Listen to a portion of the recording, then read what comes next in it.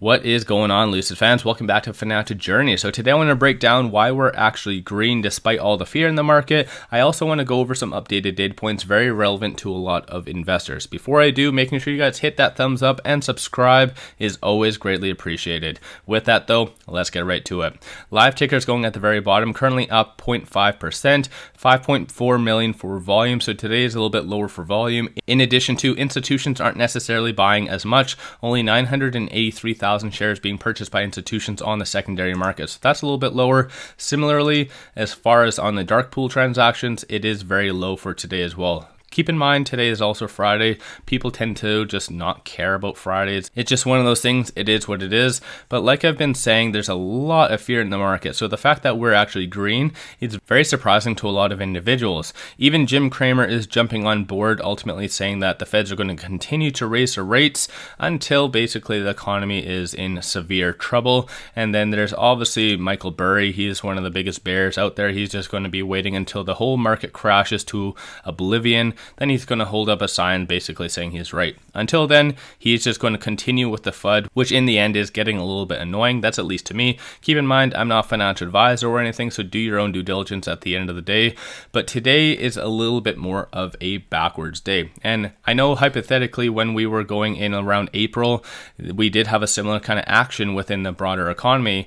When we did have good news, unfortunately, the broader market went down. And now vice versa, we are having a little bit more negative as far as economic data coming out, and that is causing us to go up because it ultimately leads and alludes to the Feds don't have that much ammunition to raise the rates as much as everyone is saying. So it's a little bit more conflicting information. So the whole mentality is that with all these pieces of data, for instance, today there was non-farm payrolls, which in general is very, very low, and also unemployment change was higher. So the forecast was 3.5%. It did come in at 3.7%. So there's a lot of cracks now in the economy that is showing itself, alluding to ultimately that there may be an actual recession coming, or just a little bit more of a potential even downtrend. And I know a lot of you are saying that technically we are in a recession. When I talk about recession, I'm talking about a mother of all destruction kind of 2020 or possibly 2008 kind of scenarios, and which is exactly what Michael Burry is basically insinuating. But still,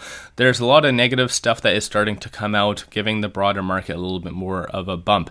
And in my own 2 cents, based on what the Feds have said, they don't necessarily care if there is a recession. Their first and only priority is inflation, to combat inflation. And the next data, I believe, is coming out on September the 13th. So in general, though, that might be the next good indication of where the market might go. We might just basically be a little bit more on a downtrend, if not neutral, until that date. Of course, there's a lot of different things that could potentially happen, but still, based on the actual technicals, we are still in no man's land. But looking at stochastic though, it is extremely oversold at 11. Number of retail investors, you can tell, is a little bit more flat today, so they're not really buying into the whole rebound kind of scenario. So it is what it is. Obviously we could potentially still trend down from here. Based on the technicals, this doesn't look too optimistic, and despite all the fear, even like I said, Jim Cramer. But when it comes down to Jim Cramer though, it could be a little bit more inverse. So typically whatever he does say, it might be the opposite. So who knows? We might actually just go to all-time highs from here. So let me know your thoughts on that in the comments below. But like I already said, when it comes down to Michael Burry, he's kind of getting a little bit more annoying in reality, because a lot of people do, oddly enough, value exactly what he's saying. But in the end though, yeah, it might have some justification, but there's still a ton of different scenarios that could play out that he won't predict.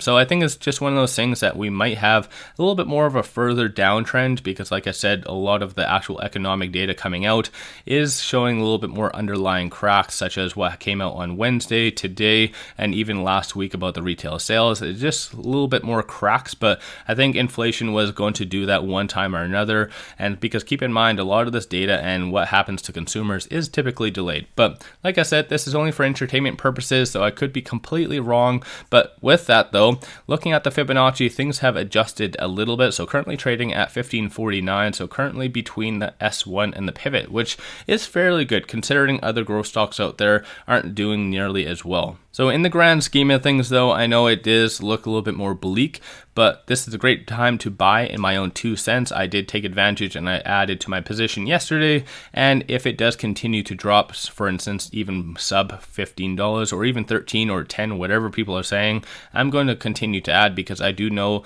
and I believe in the long-term game when it comes down to Lucid and EVs.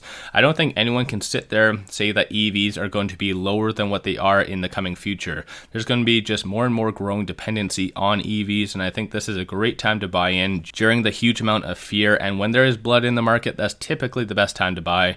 And so just if you are a little bit more emotional or playing with a lot of emotion in the game, buy with what you can, take a step back, close your eyes, go out for lunch, and just look back in roughly about even 6 months from now, things should be significantly higher. But that's my own 2 cents. Hopefully everyone has an amazing weekend, and don't worry about the price, what has happened. Things will get better in time. So with all that, don't forget to hit that thumbs up and subscribe and do all that fun stuff. I always greatly appreciate doing that. If you do like my channel and support the growth, take a look at my memberships, link in the description below, or just hit the join button at the bottom of the screen.